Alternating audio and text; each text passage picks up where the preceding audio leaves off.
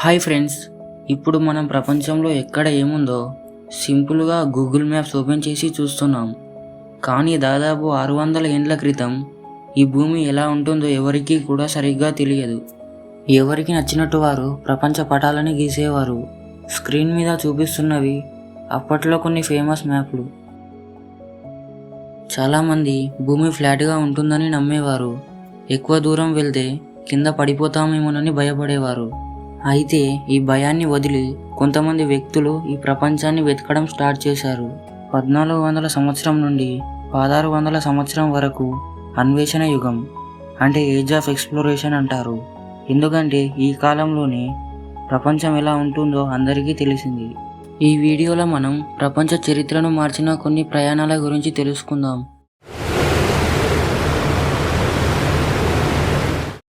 Vasco డా gamma ఇండియాను కనుక్కోవాలని పోర్చుగల్లోని Lisbon port నుంచి జూలై 8, 1497లో 4 షిప్పులతో దాదాపు 170 మందితో సముద్ర ప్రయాణానికి బయలుదేరాడు.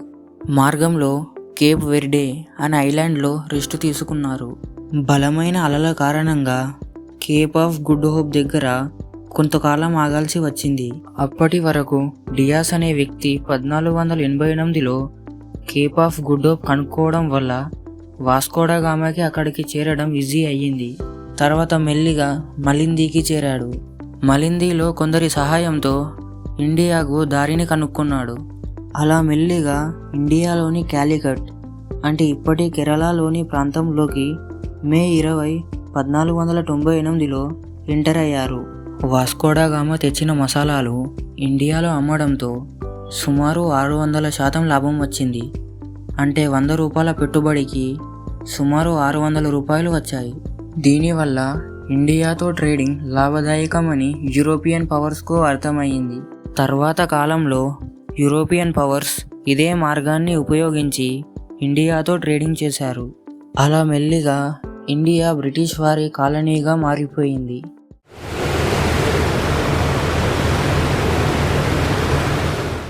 1519లో ఫెర్డినాండ్ మ్యాగెల్లన్ అనే సేలర్ ఇండియాను కనుక్కుందామని స్పెయిన్ నుంచి తన 5 షిప్పులతో 270 మందితో స్టార్ట్ అయ్యాడు.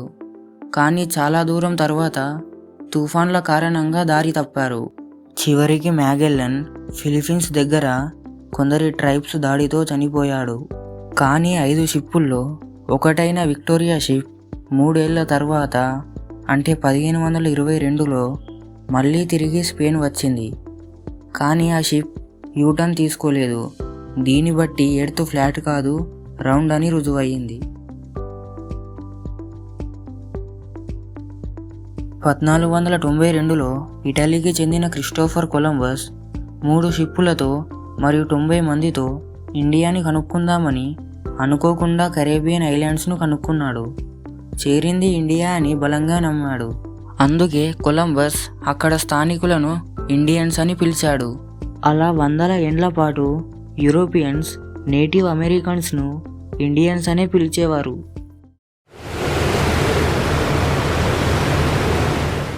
కొలంబస్ ఇండియాను కనుక్కున్నాడని అప్పట్లో యూరోప్లో పెద్ద వార్త అయ్యింది. అయితే అమెరిగో వెస్పుచ్చి అనే వ్యక్తి ఇండియాను చూద్దామని కొలంబస్ కనుక్కున్న ప్లేస్కు వెళ్ళాడు. అక్కడికి చేరాక అమెరిగో 3 సంవత్సరాల తర్వాత కొలంబస్ కనుక్కున్నది కొత్త ప్రదేశమని నిరూపించాడు. యూరోపియన్ ప్రజలకి ఈ విషయం అర్థమయ్యేలా చెప్పాడు.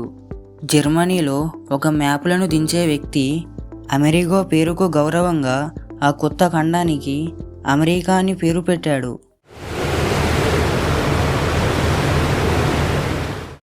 జేమ్స్ కుక్ 1768లో ఇంగ్లాండ్లోని ప్లీమత్ పోర్టు నుండి HMS ఎండేవర్ అనే ఒకే షిప్పులో 94 మందితో బయలుదేరాడు. 3 ఏండ్ల తర్వాత James cook New Zealand, Australia east Coast, ఇంకా పసిఫిక్ ఓషన్ దక్షిణ భాగంలో ఎన్నో ఐలాండ్లు ఉన్నాయని కనుక్కున్నాడు. జేమ్స్ కుక్ టెర్రా ఆస్ట్రాలిస్ అనే ఖండమే లేదని నిరూపించాడు. యూరోపియన్ ప్రజలు టెర్రా ఆస్ట్రాలిస్ అనే కాంటినెంట్ భూమికి బేస్ భాగంలో ఉంటుందని, అందుకే భూమి స్టేబుల్గా ఉంటుందని నమ్మేవారు. కానీ ఇది తప్పని జేమ్స్ కుక్ రుజువు చేశాడు. ఈయన 1772 నుంచి 1775 వరకు అంటార్కిటికా వరకు కూడా ప్రయాణించాడు. ఈయన భూమిపై ఉన్న భూభాగాలు మ్యాప్లో గీసి ప్రపంచానికి చూపించాడు. అందుకే జేమ్స్ కుక్ ఒక గొప్ప ఎక్స్ప్లోరర్ అయ్యాడు. చాలామంది ఎక్స్ప్లోరర్స్ ఇండియాను కనుక్కుందామని వేరువేరు ప్రాంతాలను కనుక్కున్నారు. ఇండియాని ఎందుకు అంటే మన ఇండియా అప్పుడు ఒక పెద్ద ట్రేడింగ్ హబ్. అరబ్ కంట్రీస్ డైరెక్ట్గా ఇండియాతో ట్రేడింగ్ చేసేవి. యూరోపియన్ కంట్రీస్ అరబ్ కంట్రీస్తో ట్రేడింగ్ చేసేవి. అలా ఇండియాకు యూరోపియన్ కంట్రీస్కు ఇండైరెక్ట్గా ట్రేడింగ్ జరిగేది. కానీ అరబ్ కంట్రీస్ యూరోపియన్ కంట్రీస్ దగ్గర ఎక్కువ డబ్బులు తీసుకునేవారు. అందుకే యూరోపియన్ పవర్స్ ఇండియాతో డైరెక్ట్ కనెక్షన్ కోసం చాలామందిని ఓషన్ ట్రావెలింగ్కు పంపించారు. ఈ కాలంలో అనుకోకుండా వేరువేరు ప్రాంతాలు కనుక్కోబడ్డాయి. అలా ఈ కాలం ఏజ్ ఆఫ్ ఎక్స్ప్లోరేషన్ అయ్యింది. ఈ వీడియో ఇక ఇంతే ఫ్రెండ్స్. తర్వాత పార్ట్ 2లో ఇంకొందరి ఎక్స్ప్లోరర్స్ గురించి తెలుసుకుందాం. ఈ వీడియో మీకు నచ్చితే లైక్ చేయండి, మీ ఫ్రెండ్స్తో షేర్ చేయండి, సబ్స్క్రైబ్ చేయడం మాత్రం మర్చిపోకండి.